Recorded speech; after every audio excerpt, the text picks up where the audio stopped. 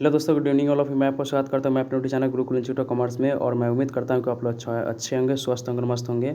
तो मैंने class 12th जो आपका सब्जेक्ट बिजनेस स्टडी है उसका चैप्टर 1 का प्रबंध का प्रकृति और महत्व है, उसका मैं 2 मार्क्स क्वेश्चन कराने वाला हूँ, सब्जेक्टिव क्वेश्चन कराने वाला हूँ।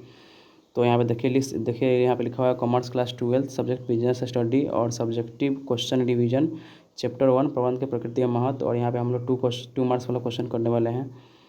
तो चलिए फर्स्ट क्वेश्चन को स्टार्ट करते हैं। फर्स्ट क्वेश्चन आपका क्या बोल रहा है कि प्रबंध क्या है। तो यहाँ बोल रहा है कि प्रबंध वह प्रक्रिया है जिसमें काम को कुशल एवं प्रभावी ढंग से करने के लिए कार्यों का एक समूह बनाया जाता है, जिसमें हम लोग नियोजन करते हैं, संगठन करते हैं, नियुक्तिकरण करते हैं, निर्देशन करते हैं तथा नियंत्रण को संपन्न करते हैं। तो प्रबंध एक ऐसी प्रक्रिया है जिसके अंतर्गत आप किसी भी काम को मानने की अच्छे ढंग से करने के लिए, प्रभावी ढंग से करने के लिए उसमें प्रबंध के 5 कार्य किए जाते हैं। जो आपका फर्स्ट है नियोजन, संगठन, नियुक्तिकरण, निर्देशन तथा नियंत्रण को संपन्न किया जाता है।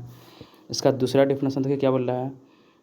डिफिनेशन क्या बोल रहा है कि दूसरे शब्दों में तो प्रबंध औपचारिक समूह में व्यक्तियों के द्वारा तथा उनके साथ मिलकर कार्य करने एवं कराने की कला है। तो प्रबंध माने कि एक औपचारिक समूह का मतलब क्या होता है कि जहाँ पर रूल्स रेगुलेशन का फॉलो किया जाता है, जिसके अंतर्गत माने प्रबंध अपना स्वयं काम करता है और दूसरे से भी काम करवाता है। चलिए दूसरा क्वेश्चन देखिए क्या बोल रहा है। दूसरा क्वेश्चन बोल रहा है कि प्रबंध को परिभाषित कीजिए। तो यहाँ बोल रहा है कि प्रबंध का परिभाषा निम्नलिखित है। फर्स्ट आपका बोल रहा है कुंट एवं ऑर्डिनल के अनुसार।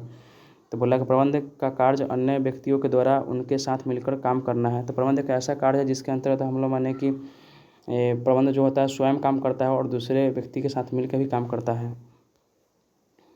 दूसरा आपका देखिए डिफिनेशन क्या बोल रहा है कि हेनी फेल के शब्द में प्रबंध का अर्थ भविष्य के लिए पूर्वानुमान लगाना, योजना बनाना, संगठन करना, निर्देशन करना तथा नियंत्रण करना होता है।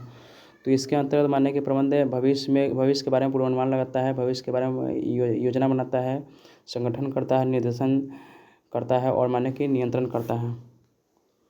चलिए अगला क्वेश्चन देखते हैं। तीसरा क्वेश्चन क्या बोल रहा है कि प्रबंध कला एवं विज्ञान दोनों है, कैसा स्पष्ट कीजिए। तो यहाँ बोल रहा है कि हाँ प्रबंध कला एवं विज्ञान दोनों हैं।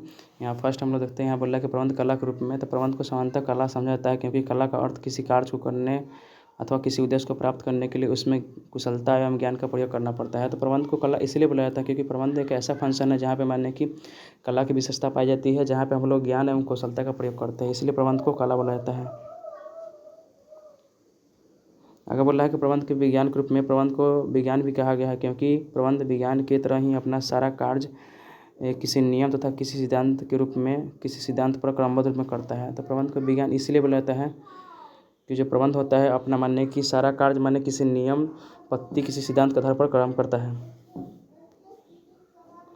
आपका चौथा क्वेश्चन बोल रहा है कि प्रबंधन में दक्षता क्या है। तो प्रबंधन दक्षता का अर्थ होता है कुशलता, जिसका अभिप्राय होता है काम को न्यूनतम लागत में पूरा करना होता है। तो प्रबंधन में दक्षता का मतलब क्या होता है कुशलता, जिसका मतलब क्या होता है काम को आपको न्यूनतम लागत में पूरा करना होता है।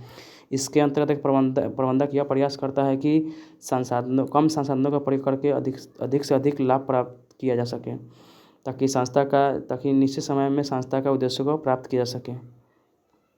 चलिए क्वेश्चन अपना लास्ट क्वेश्चन देख लेते हैं। आपका 5वां क्वेश्चन क्या बोल रहा है कि प्रबंध का महत्व है। तो ऑप्शन ए प्रबंध का महत्व है। तब यहाँ बोल रहा है कि प्रबंध का महत्व निम्नलिखित है। फर्स्ट पॉइंट बोला कि न्यूनतम प्रयत्नों के द्वारा अधिकतम परिणाम की प्राप्ति के लिए। तो इसमें जो होता है माने कि न्यूनतम माने कम से कम प्रयास किया जाता है और मानने की कोशिश किया जाता है कि अधिकतम से अधिकतम परिणाम प्राप्त हो। दूसरा पॉइंट बोल रहा है कि निर्धारित उद्देश्य लक्ष्यों को प्राप्त करने के लिए इसके अंतर्गत यह प्रयास किया जाता है कि जो संस्था ने माने कि अपना उद्देश्य निर्धारित किया है उसका लक्ष्य आसानी से प्राप्त हो सके। और तीसरा पॉइंट आपका बोल रहा है कि उद्देश्यों का निर्धारण करने के लिए इसके अंतर्गत माने संस्था के उद्देश्य निर्धारण किया जाता है।